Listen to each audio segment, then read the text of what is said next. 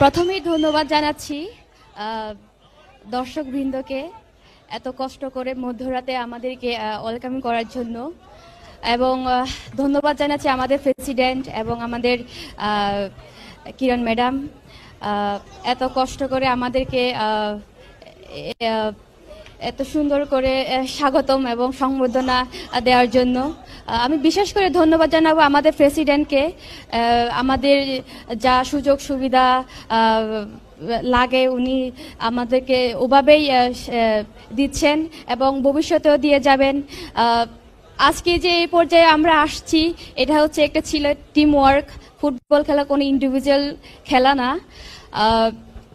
আমরা জানি, আমরা বাংলাদেশের মেয়েরা জানি কিভাবে কঠিন পরিস্থিতি ফাইট করতে হয়।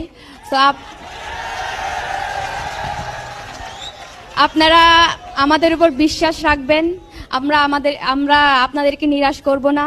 আমরা শুধু এশিয়া না, আমরা বিশ্ব মঞ্চে বাংলাদেশকে নিয়ে যেতে চাই।